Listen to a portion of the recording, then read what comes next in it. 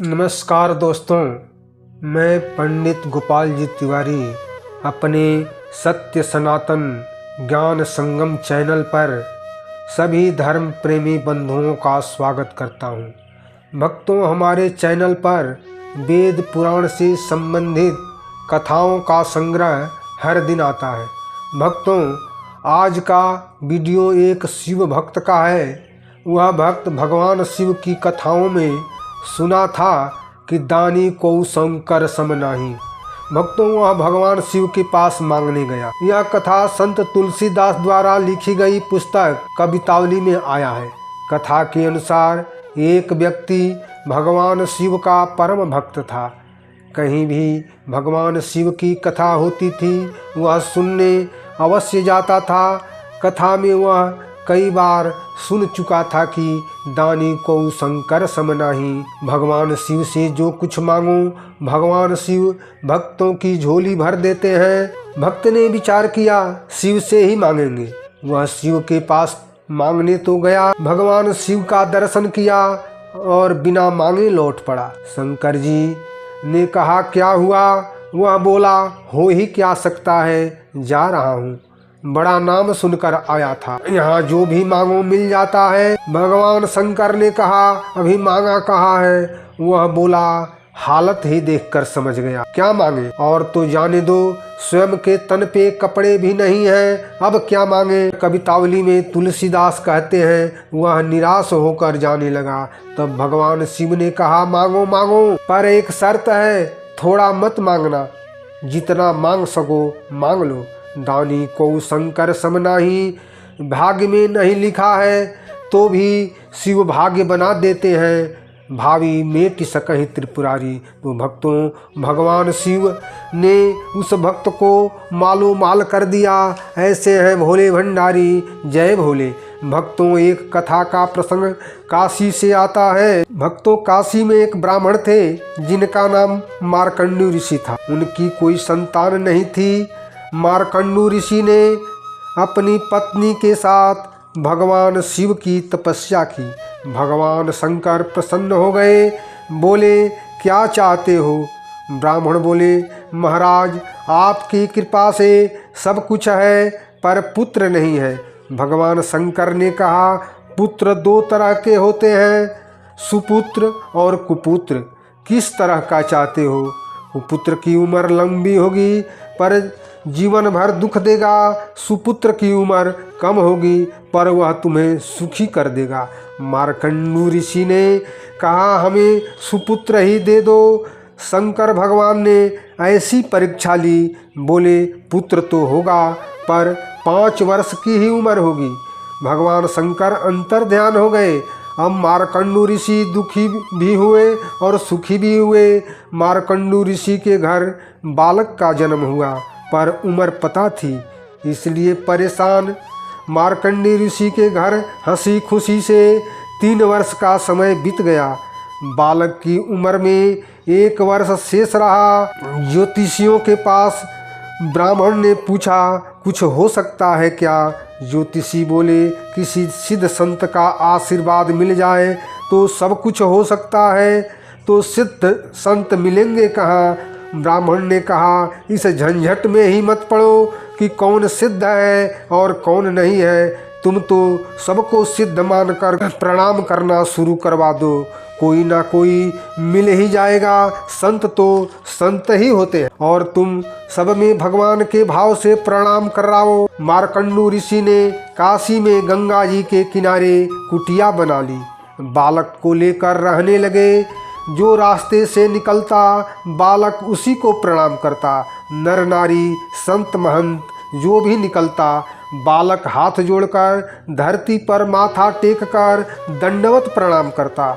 हाथ की हथेलियां कड़ी हो गई, सिर पर निशान बन गया।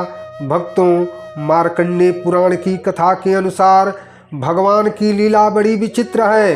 भक्तों, जब बालक की आयु मात्र 3 दिन शेष रह गई तो बड़े भाग्य से उसी मार्ग से सप्तऋषि निकले। धर्म प्रेमी बंधुओं, बालक ने धरती पर सिर टेक कर सप्तऋषियों को दंडवत प्रणाम किया। सप्तऋषियों ने चिरंजीवी भव का आशीर्वाद दिया।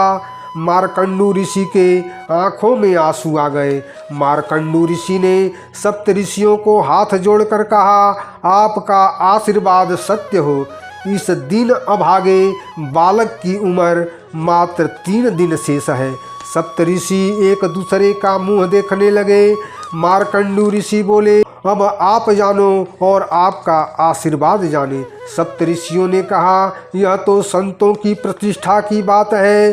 भक्तों वे आपस में सलाह करने लगे और मार्कंडू ऋषि से बोले, आप अपना पुत्र आज ही हमें दे दो, इसका कल्याण होगा। भक्तों सप्त ऋषि उस बालक को लेकर दूसरे दिन ब्रह्मा जी के पास पहुंच गए। सप्त ऋषियों ने ब्रह्मा जी को प्रणाम किया। पीछे से बालक ने भी प्रणाम किया। ब्रह्मा जी ने चिरंजीवी भव का आशीर्वाद दिया। धर्म प्रेमी बंधुओं, सप्त ऋषि ब्रह्मा जी का आशीर्वाद सुनकर हंसने लगे। चलो अपनी बला टली। ब्रह्मा जी ने चारों मुख से चिरंजीवी भव का आशीर्वाद दिया है। ब्रह्मा जी चौंक कर पूछे, क्या बात है? सप्त ऋषियों ने कहा, इस बालक की आयु मात्र 2 दिन शेष है। ब्रह्मा जी बोले, हम तो आशीर्वाद देकर फंस गए। सप्त ऋषि बोले, ऐसे ही हम कल फंस गए थे, लेकिन आज हम मुक्त हो गए। ब्रह्मा जी बोले, क्यों? लोग कहेंगे सप्त ऋषि झूठे, तो हम कहेंगे ब्रह्मा जी झूठे। ब्रह्मा जी बोले, किसी तरह हमारी बात बना दो। भक्तों सप्त ऋषि बोले, आप ही बताओ, भाग्य के देवता हो। ब्रह्मा जी बोले, परिवर्तन तो हो सकता है, भावी मेटि सकहि त्रिपुरारी। वहीं चलो। दूसरे दिन सवेरे सवेरे ब्रह्मा जी सप्त ऋषि और बालक को लेकर कैलाश पर पहुंच गए। भगवान शंकर विराजमान थे। ब्रह्मा जी ने प्रणाम किया। ओम नमः शिवाय, ओम नमः शिवाय। सप्त ऋषियों ने ब्रह्मा जी के पीछे शंकर जी को प्रणाम किया। भक्तों और सबसे पीछे वह बालक धरती पर दंडवत भगवान शिव को प्रणाम किया। भगवान शिव ने मुस्कराकर 5 मुख से, हे पुत्रों, चिरंजीवी भव का आशीर्वाद दिया। ब्रह्मा जी खुश हो गए। अब हमें कोई भय नहीं। बालक का भार भोले बाबा ने ले लिया। शंकर जी बोले, बात क्या है? ब्रह्मा जी के साथ सप्त ऋषि बोले, आप जानो, एक दिन इस बालक की आयु शेष है। शंकर जी बोले, किसका बालक है? ब्रह्मा जी ने कहा, सप्त ऋषियों से पूछो। सप्त ऋषि बोले, काशी के ब्राह्मण मार्कंडू ऋषि का बालक है।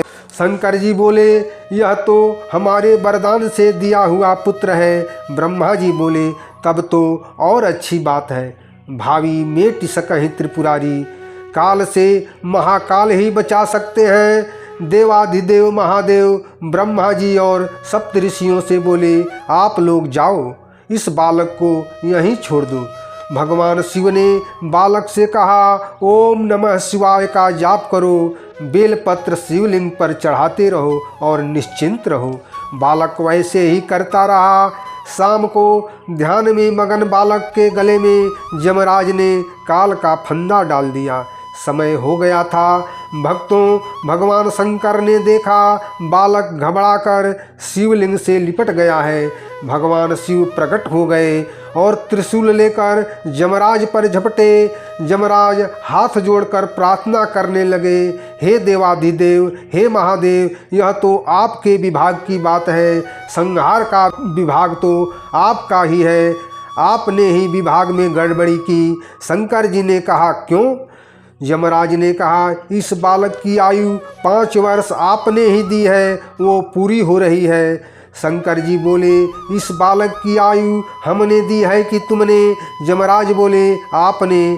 भगवान शिव ने कहा, सुनो, क्रमशः कलयुग, द्वापर, त्रेता, सतयुग ये आपस में एक दूसरे युग से बड़े हैं। सतयुग सबसे बड़ा है, तो ये युग एक बार चक्र पूरा कर ले तो मनवंतर और कल्प बनते हैं। ब्रह्मा जी की आयु में ऐसे अनेकों कल्प बीत जाते हैं। ऐसे 10 ब्रह्मा की आयु जब समाप्त हो जाती है तो शंकर जी का एक दिन पूरा होता है। ऐसे दिन के महीने, महीनों का वर्ष, इन वर्षों का 5 वर्ष बनाओ जो इस बालक की आयु है। भक्तों, यमराज बोले, प्रभु जब आपके एक दिन में 10 ब्रह्मा बदल जाते हैं तो यमराज कितने बदल जाएंगे। इस प्रकार वह मार्कंडू ऋषि का बालक अमर हो गया, महाप्रलय में भी उसका नाश नहीं होता है। भक्तों, वही मार्कंडू ऋषि का यशस्वी बालक मार्कंडे ऋषि के नाम से प्रसिद्ध हुआ, जिनका काल भी कुछ नहीं बिगाड़ सका। भक्तों, मार्कंडे ऋषि ने दुर्गा सप्तशती की रचना की। इस घटना के बाद काल को पराजित करके भगवान शिव का एक नाम महाकाल हो गया। जय भोले। भक्तों, वीडियो अच्छा लगे तो लाइक करें, शेयर करें और चैनल को सब्सक्राइब करना ना भूलें। जय महाकाल।